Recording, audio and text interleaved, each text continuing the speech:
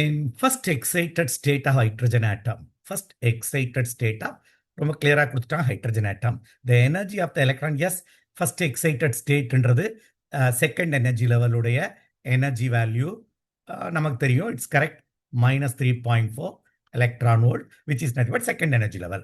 The radial distance of the electron from the hydrogen nucleus, in this case radial distance, அப்போ second orbit எலக்ட்ரானுடைய அந்த ஆர்பிட்டுடைய radius தான் கேட்டிருக்காங்க. Radius of the nth orbit is equal for hydrogen atom 0.53 angstrom unit into n square. Direct question இது, நம்ம வேற எங்கேயும் போட வேண்டாம். ஹைட்ரஜன் ஆட்டம்னா நம்ம நேராக போட்டலாம். பை செட் போடுவோம், அதர் தான் ஹைட்ரஜன் நியூக்ளியை. Z equal to 1 for hydrogen.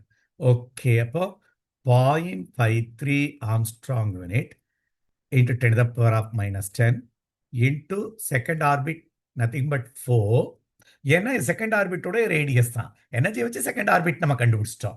So இதை கால்குலேட் பண்ணேன்னா 12 1 21 2, அப்போ 2.12 into 10 to the power of -10 meter is the answer.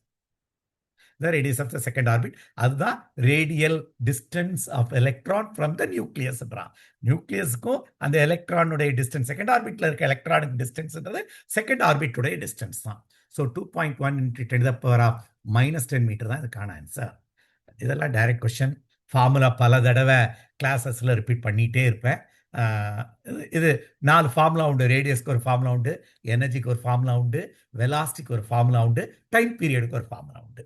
அந்த 4ம் படிச்சுட்டா இந்த சம் கட்டாயம் ஒன்று வரும். அதெல்லாம் நம்ம படிச்சுட்டே இருக்க வேண்டியதான். படிச்சுட்டா கட்டாயம். இந்த தடவைலாம் நான் என்கிட்ட எடுத்த பசங்க 90% போயிடுவான்னு எனக்கு நம்பிக்கை இருக்குது. ஏன்னா நான் சொல்லிக் கொடுத்த எல்லாம் அப்படியே ரிப்பீட் ஆயிருக்கு.